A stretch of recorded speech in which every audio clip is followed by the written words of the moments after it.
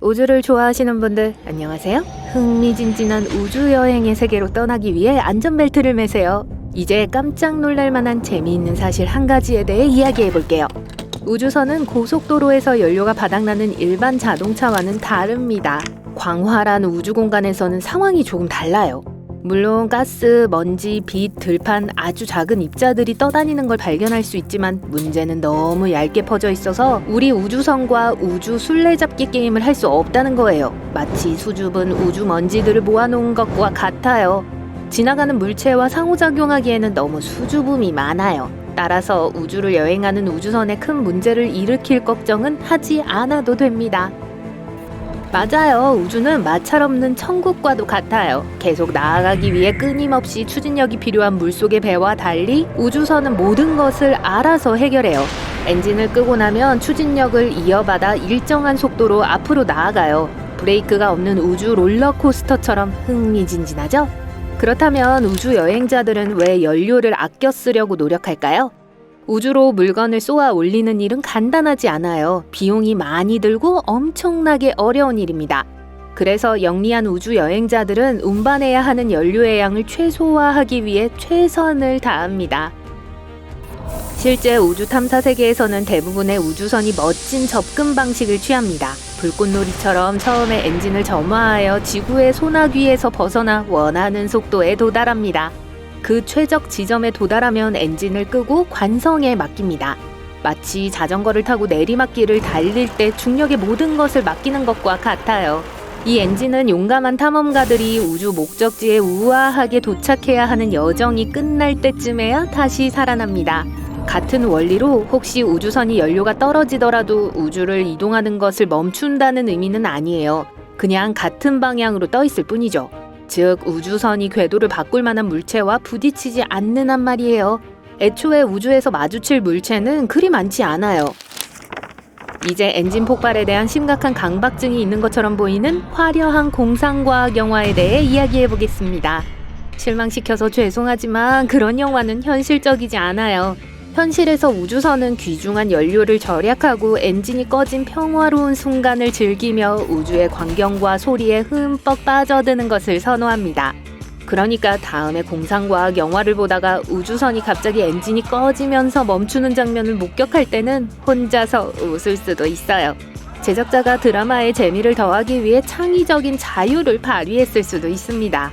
좋아하는 액션 영웅이 불타는 헬리콥터에서 뛰어내리고도 전혀 다치지 않는 장면은 보기에는 멋지지만 현실에 기반을 두지는 않아요. 우주여행이라는 기발한 영역에서는 규칙이 조금 다르다는 것을 기억해야 합니다. 마찰력은 휴가 중이고 추진력은 선장이 되며 연료는 귀중하고 무거운 상품이에요.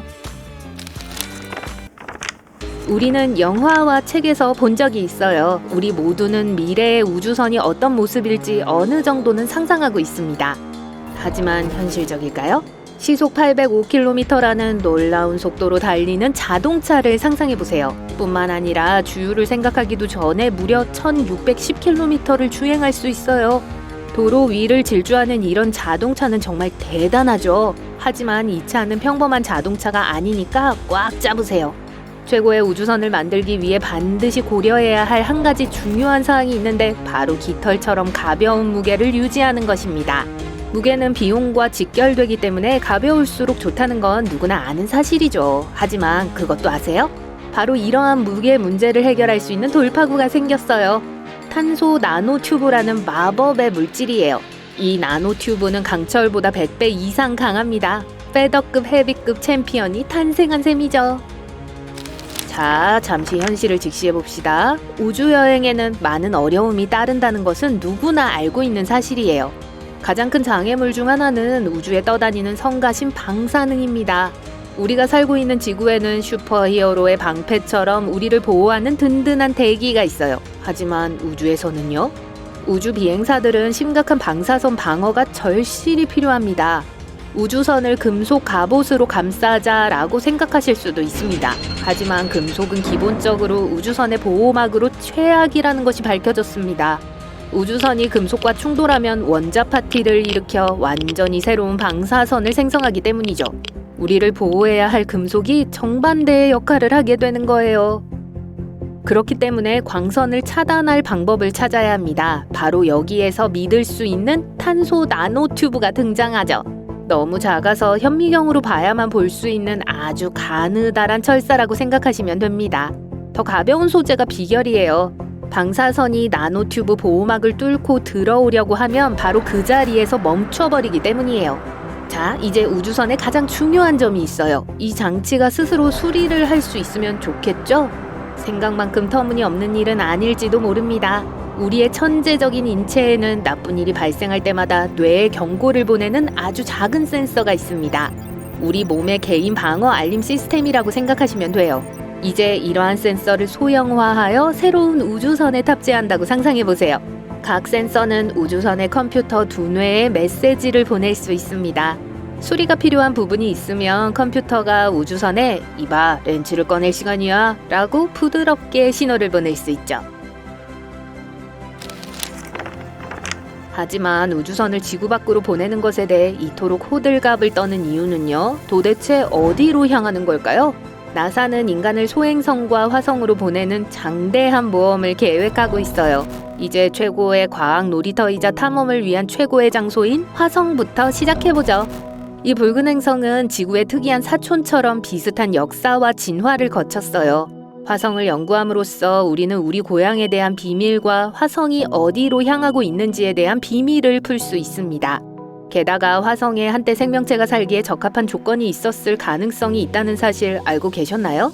생명체의 증거를 발견한다고 상상해보세요.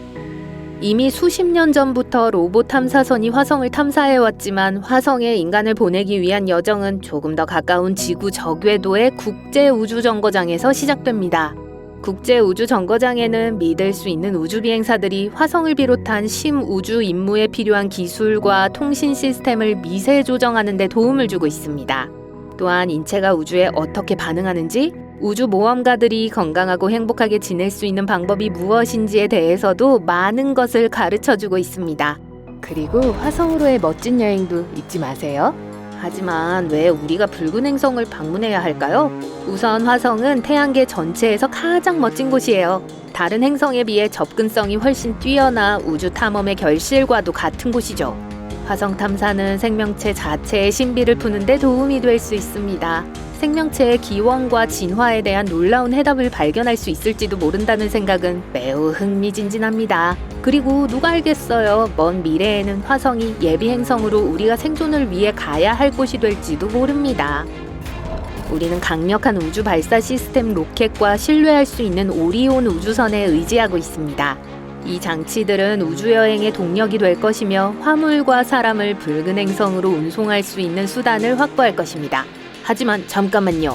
이 우주 모험에서 우리는 혼자가 아니에요. 화성 주변을 순항하며 화성의 비밀을 파헤치고 있는 로봇 우주선과 탐사선이 있어요.